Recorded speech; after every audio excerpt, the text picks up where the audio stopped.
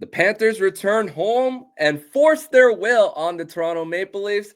And now the Panthers' 5-game losing streak is over.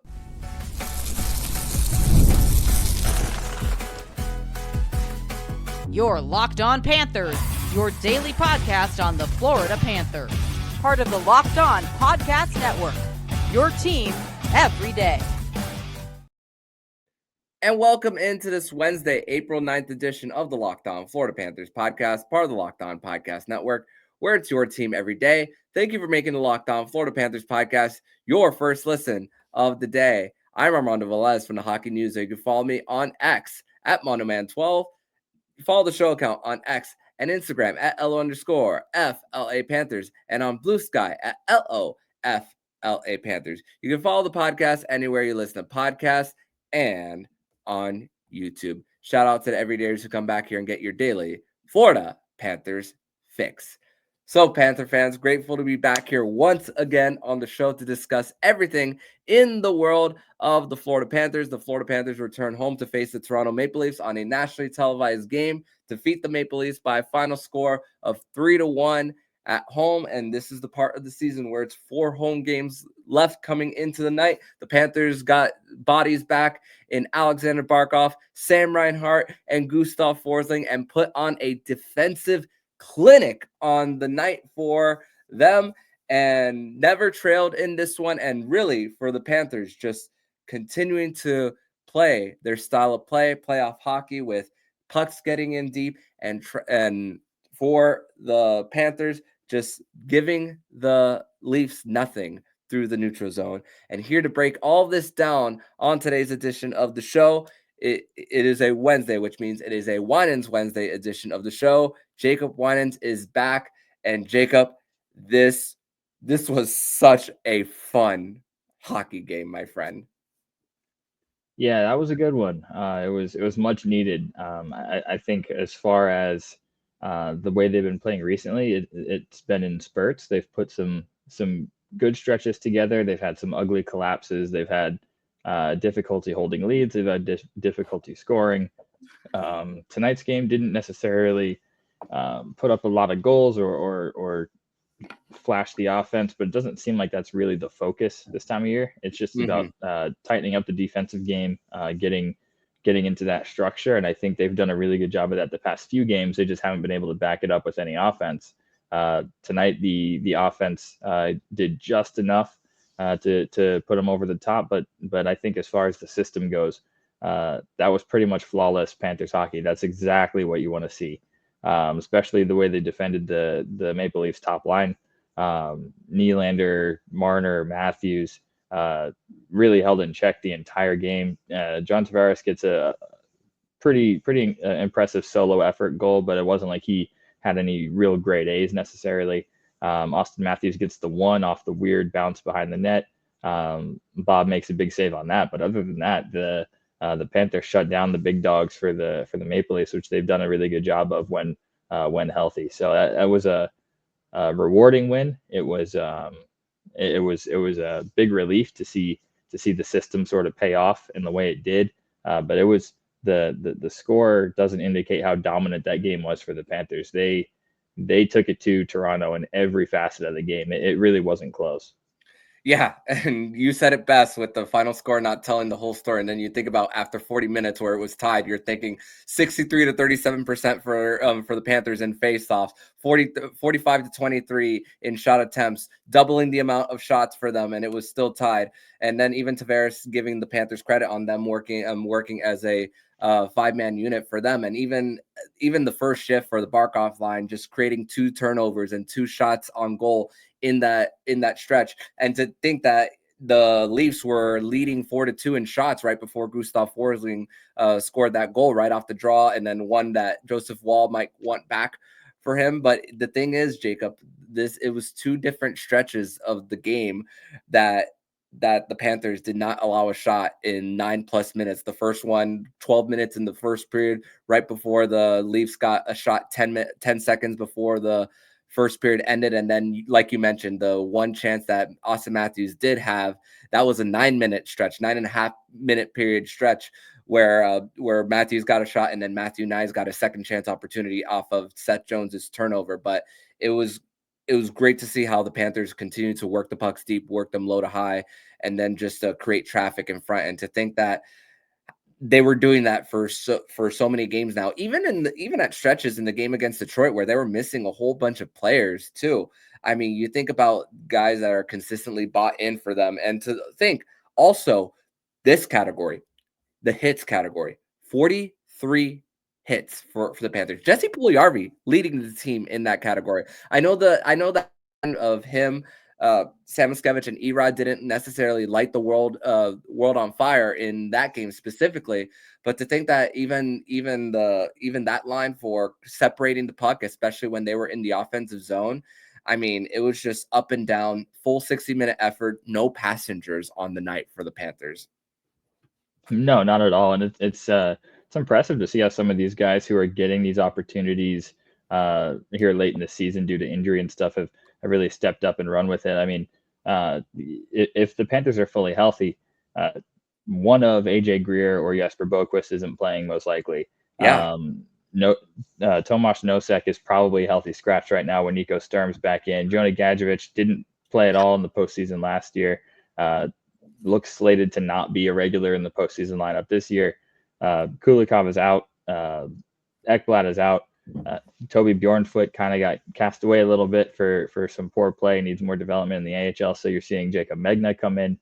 There's a lot of guys who weren't necessarily in the plans to be playing important minutes right now that are, and they're doing well with it. I think Puljujarvi is a guy that I'd like to see stick around beyond this year. I think there's some untapped potential, something the Panthers can develop out of him because he seems to fit the system well. Very small sample size, just 2 games, but his energy is noticeable. His forecheck is noticeable. He's a big body. He's throwing his weight around. That's exactly what the Panthers look for in their bottom 6. If you can sort of find a little bit of untapped potential on the offensive side with some scoring touch, you could have a really serviceable bottom 6 player. But he's a guy who, if injuries happen or you have to dig into your depth, he's a guy I think you can rely on in the bottom 6 role. Megna, same thing. I think he had a really good game. He's played pretty solid hockey the last few games being in the lineup, and sort of a nice replacement right now for Kulikov in the stay-at-home style that he brings. Little bit of a better style fit than Bjornfoot was replacing Kulikov for the time being. So some guys that like Paul Maurice said, you want to see what you have as far as the depth goes, and if they can step up when called upon. And I think there's a couple of guys that have put their names on the radar, guys who you can count on in those situations. So it's a good problem to have. We talked about it last week. The Panthers were remarkably healthy last year in the playoffs. Sam Bennett missed some time with the hand injury, but other than that, they really stayed healthy, at least in the lineup healthy. We obviously, guys deal with things that they play through in the playoffs, but guys stayed in the lineup for the run last year. You can't always count on that. You're going to have to go to some depth guys. Some healthy scratches are going to have to play in most playoff runs when you go far. So the Panthers might be in a good position to handle that this year. Yeah, no doubt. And the fact that even the guys coming in currently are at least buying into it is just so helpful. And the fact that they are against a Leafs team like this, where when they were trying to get through the neutral zone, the amount of forced dump and chases and the amount of races that the Panthers won for that was also another thing that I found extremely impressive on the night for them, just as they were just not allowing really a lot of clean chances for them against Sergei Bobrovsky for them. But hey, it resulted in a win. Thankfully the averages ended up in the Panthers' favor with the really early goal in the third period by Eetu Luostarinen after Anton Lundell got a stick in front of Morgan Riley, and then the Panthers taking care of business there, capping it off with the empty net goal by Carter Verhaeghe. But we're going to transition over to segment number 2, where we're going to give our 3 stars of the game, and we are going to discuss the moment where we knew the game was won. We're going to discuss that more next here on the Locked On Florida Panthers podcast. Today's episode is brought to you by wonderful pistachios. Are you looking for a snack that's both nutritious and delicious? Crack into a good source of protein with wonderful pistachios. Wonderful pistachios is one of the highest protein nuts. Each 1 ounce serving has 6 grams of protein, giving you over 10% of your daily value. Plus, they're packed with fiber and better for you unsaturated fats to help you keep feeling fuller longer. Personally, I love the no shells variety. It's the perfect grab and go snack for busy days, whether I'm snacking at my desk, on a road trip, or just need a quick protein boost. They're always my go-to. And if you love cracking open every shell for that one satisfying crunch, the in-shell options are a classic favorite. Get snacking and cracking with the snack that packs a protein punch. Visit wonderfulpistachios.com to learn more.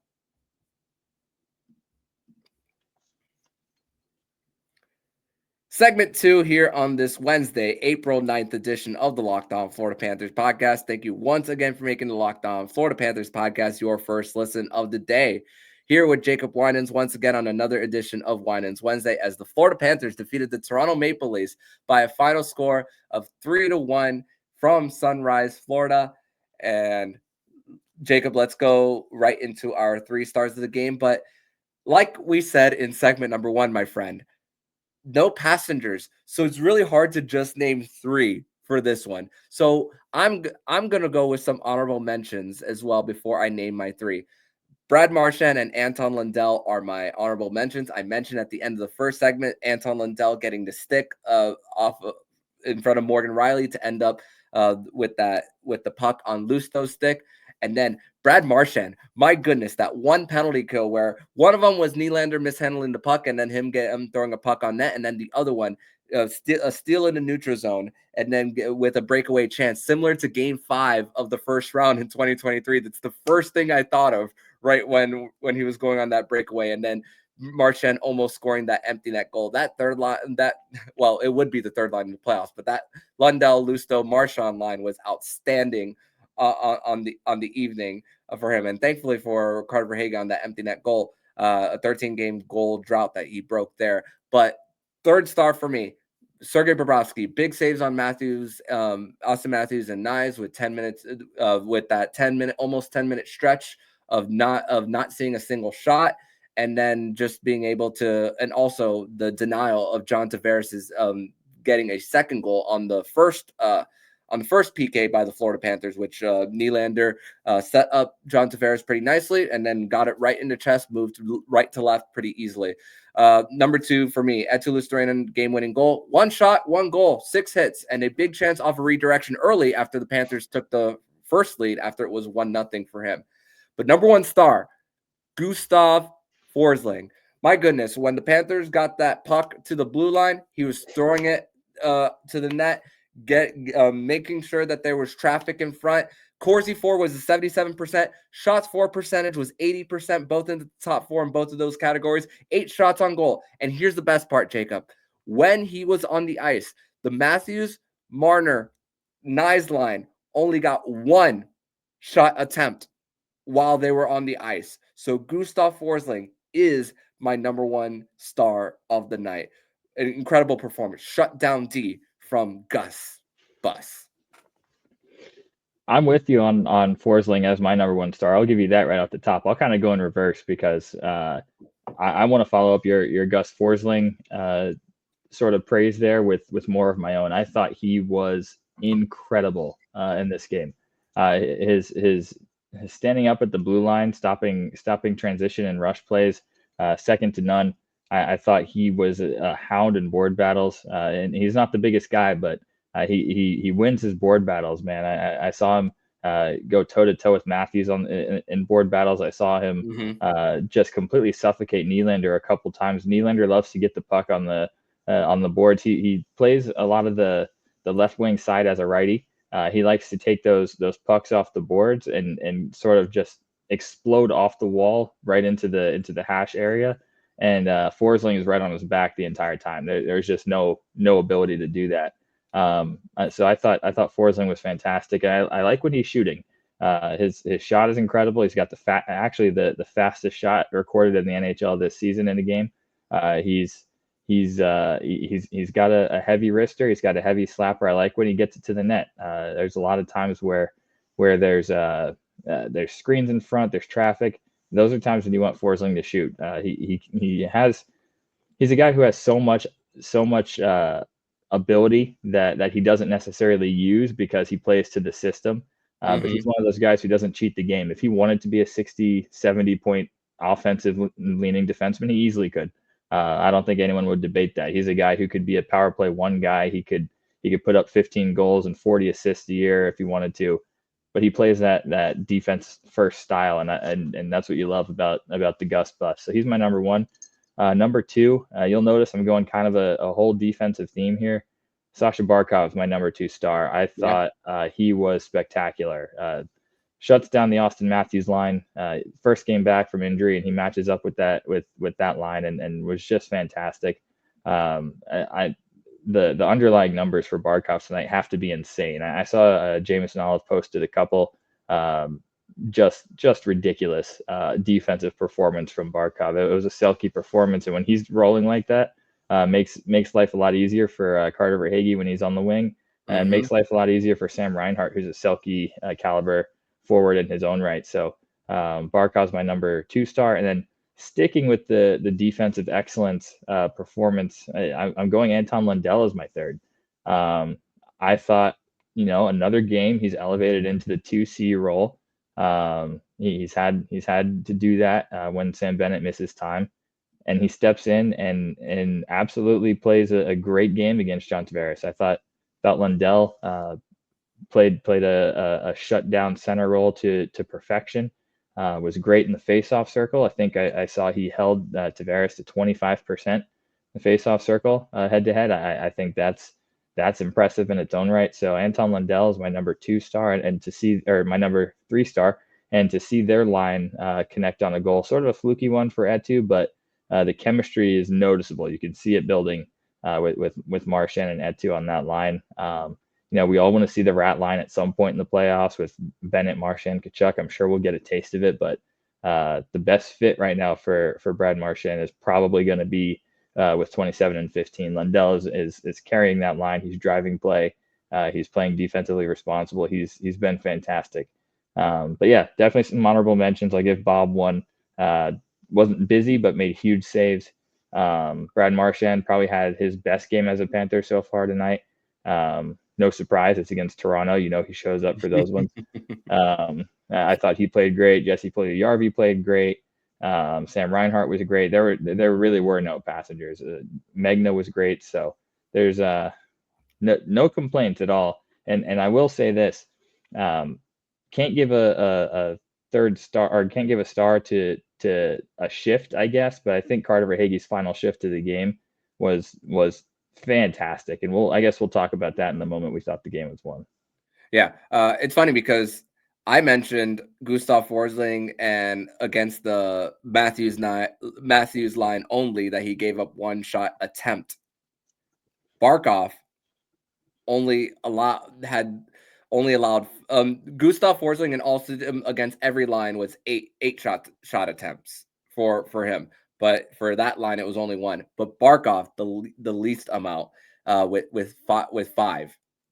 That's how dominant Alexander Barkov was defensively. Only 1 shot actually on goal when Barkov was on. So incredible game from A. That's why he's a Selke Trophy winner, and that's why he's definitely a special one for the Panthers. But moment where we knew the game was won, I'm gonna go with the second power play for the Toronto Maple Leafs, where Seth Jones goes to the box for tripping, and then the Panthers give up nothing. There's a lot of zone time, and honestly, the power play for Toronto felt a little lifeless for them. And just the fact that they were just not getting pucks deep. The Panthers were very comfortable in just getting the pucks along the boards and battling it out. And even when the puck broke loose, they didn't get out of position for that specific penalty kill both times that they went on. And I mentioned the Marchand earlier on the shorthanded chances, but still that one late in the game where Toronto thrives on the man advantage. I'm just thinking, okay, it hasn't turned. It didn't seem that there was any life that it was going to turn in the different direction. So how about you? Yeah, I thought that second penalty kill for the Panthers was just an absolute masterclass. That penalty kill was great, and there was one play on that penalty kill. I can't remember who it was, but the Panthers had a chance to clear the zone and failed to do so, and Toronto held it in, and there wasn't even an ounce of panic. Everyone just got right back into position, from that point on, the rest of the power play, a shot didn't even get near the net. They handled that penalty kill to perfection. I'm sure it helped a little bit that Toronto's top guys were on the ice to draw the penalty and then stayed on. I thought they might go to their second unit to start that power play. They chose not to, but Panthers played that perfectly in a big moment in the game. Moment I thought the game was won.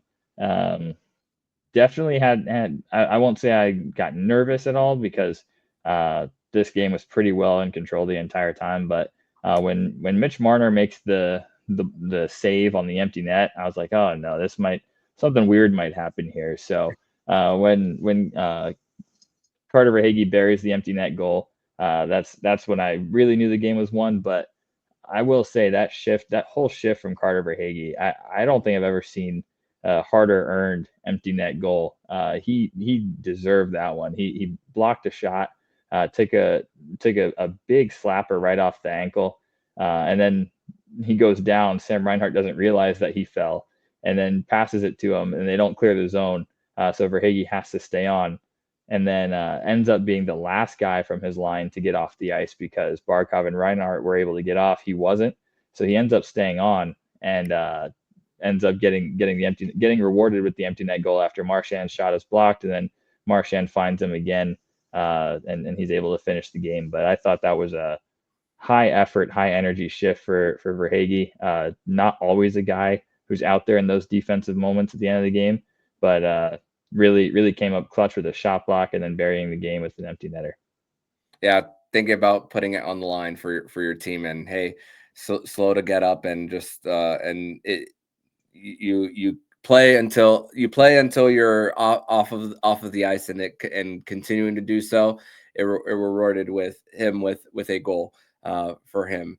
So like I said, 13 game goal drought is over, and that 18th goal of the season for Swaggy there. But we're going to transition over to segment number 3, where we are going to discuss how the Panthers are assessing their risk tolerance when it comes to the end of the regular season. We'll provide some injury updates along the way. We're going to discuss that more next here on the Locked On Florida Panthers podcast.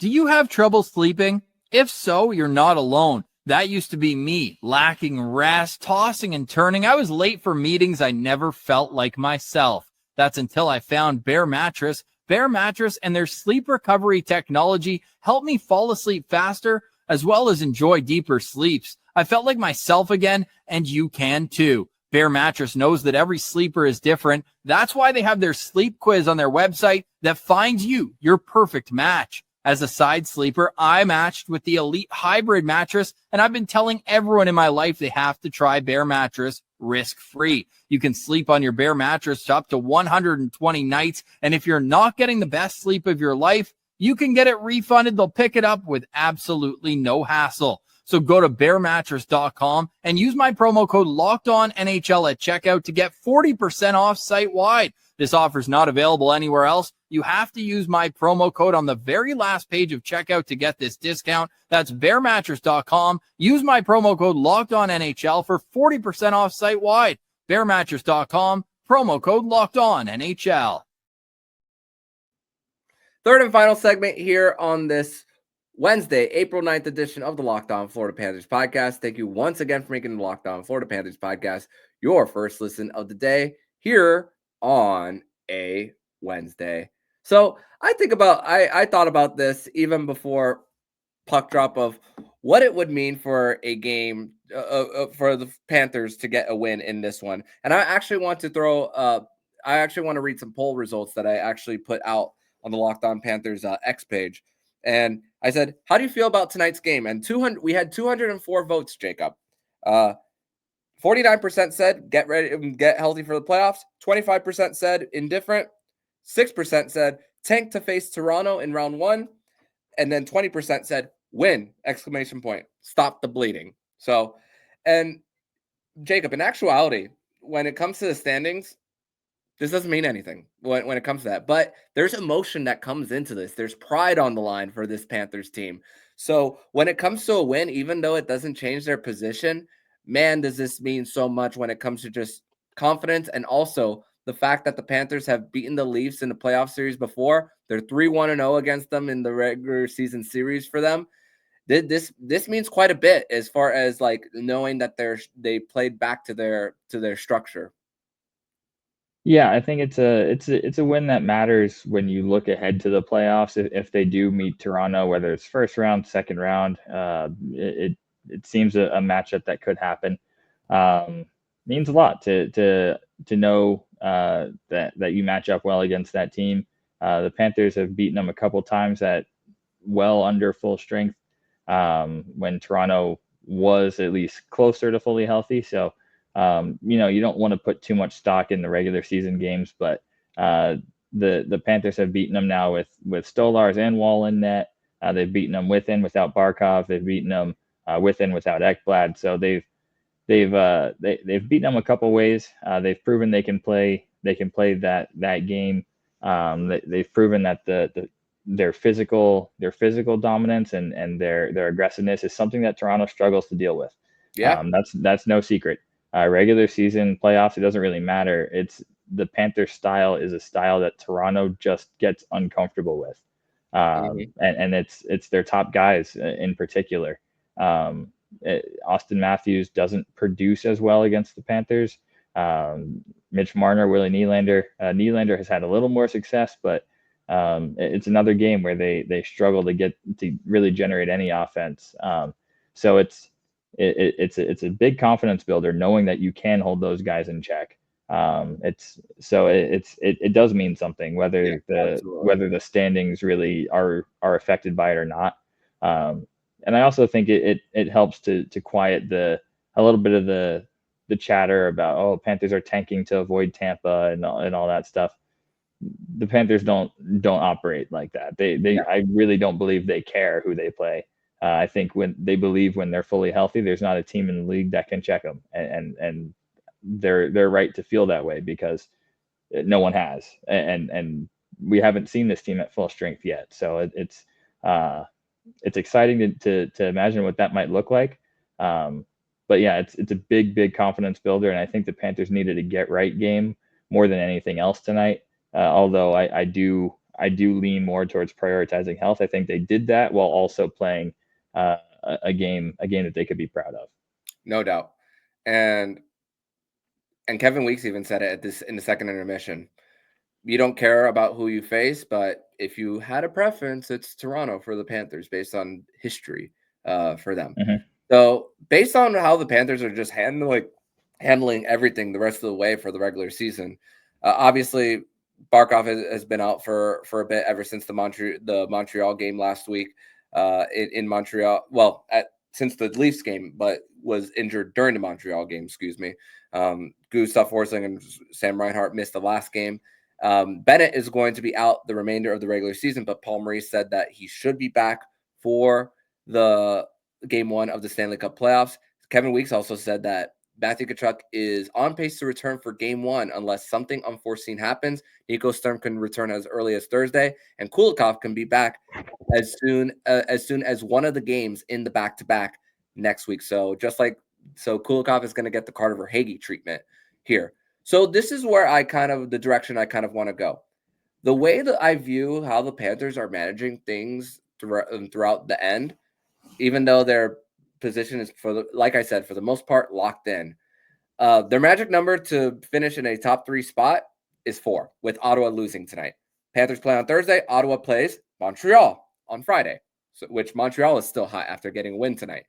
So I think of this word, Jacob, risk tolerance. And that's more of like a real big business term, investment term, as I know things are going on in the market right now, currently in our climate, but this is also a term that I've discussed multiple times with financial advisors, even outside of with everything individually for investments and everything.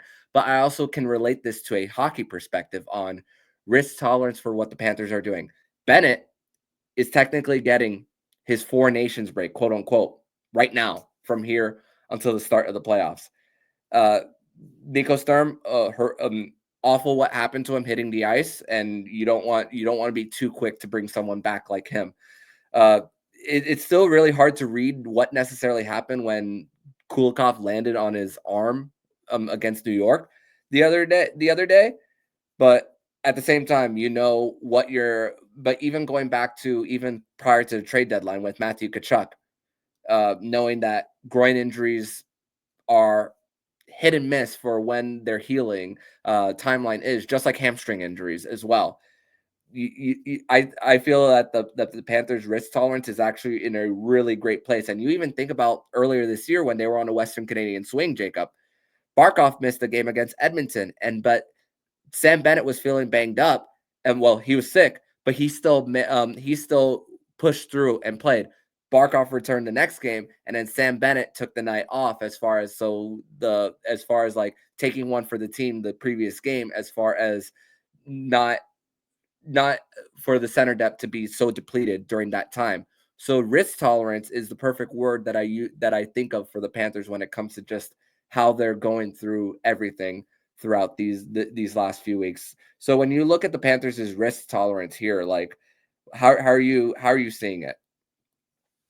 Yeah, I think it's it's such a polarizing topic in sports when you talk about load management and guys resting games and things like that. It's not something that we hear too much of in hockey, but at this time of year, it's something that just as Panthers fans and following this team, it's something that I think we need to prioritize a little bit more than other teams may need to prioritize it, because just the style of play the Panthers employ, it requires a little bit more maintenance and rest, especially for the guys who play the heavier minutes. Yeah, a perfect example is Sam Reinhart. That guy doesn't miss games. No. He's remarkably healthy, knock on wood, but he doesn't miss games. He plays through anything. He keeps himself in tremendous shape, and he doesn't sit out. But it told me something when they pull him out of the game in Detroit, and he gets a little bit of a rest. Sam Bennett now getting his 4 nations break sort of here, and didn't suffer an injury that we saw of any kind, but they tell the media today, upper body, going to shut him down for regular season. We don't know what the specifics are of that, but it's smart, because these are guys who play huge minutes. These are guys who have fought through things in the last 2 playoffs and helped carry this team to back-to-back Stanley Cup appearances and winning it last year. You got to prioritize health more than anything else this time of year, because you're going to need to count on those guys again. And I don't think anyone can really knock the Panthers for playing it safe here with some of these guys and preserving them for the postseason. They play a style here in Florida that it's just so tough on the body, and then to do it back-to-back years, going as far as they did, they went the distance. They got the shortest summer in the NHL 2 years in a row. That takes a toll. That adds up. We saw what that did to the Tampa Bay Lightning when they went to 3 Stanley Cups in a row, and even then, that was very different from what the Panthers had to do, because one of those wasn't a full 82-game season. Actually, 2 cups in 10 months. Yeah, and it was they had the super short off season. They had a shortened season, then the bubble season. It was a strange way that they went through it, but we saw what that amount of hockey in a short amount of time does to a team. And I think the Panthers want to play it smart and be responsible about their guys' health, which you can't knock them for. But no, it is good though to get some of your injured guys back in just before the end of the season, especially against teams that may not be playing as motivated. If you look at Buffalo at the end of the season, I mean, of course they're not going to show up and get stomped on, but it's not like they're going out there to hurt anybody right before they start their summer. So You get some guys in there, get their legs back, get them a little bit more in tune with the timing. Kulikov in particular, but I think it's a safe approach, and I like it. Yeah, and also I think about even before the Panthers, during their most recent homestand before this one, Bennett was missing some practice time as well, so he was just getting back on the ice for game action if necessary for him, and just the fact that possibly it's something related to that just lingered and lingered and lingered. It's like, okay, it's time to just look at the big picture here and just shut it down when and just making sure that they put themselves in a good position and just think of the long grind that's going to come, which right now it's from the time that this recording drops, it's going to be 10 days from the start of the Stanley Cup playoffs. So it's going to be tough for us as far as like our patience level for when the real games actually begin. But right now it's really about, let's just enjoy this, and hopefully that the guys come back healthy, and let's see how they continue to play to their identity, which we saw on Tuesday night against the Toronto Maple Leafs, which is a performance to really be proud of for this Florida Panthers team. But Jacob, I want to thank you so much for joining me on this edition of the Locked On Florida Panthers podcast. Tell everybody where they can follow you online, my friend. Yep, you can follow me on X at Jacob Winans 8, and hopefully I'll be at one of the games this week. We'll catch some hockey in person before the real season starts. Absolutely. Thank you so much, and see you next week, my friend. Looking forward to it. Thanks.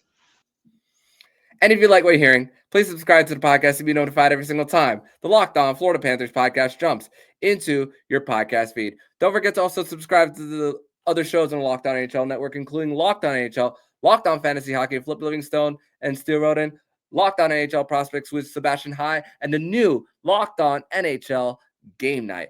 Thank you once again for making the Locked On Florida Panthers podcast your first listen of the day. So I'm Armando Velez with Jacob Winans, and you've been listening to Locked On Florida Panthers podcast, part of the Locked On Podcast Network, where it's your team every day.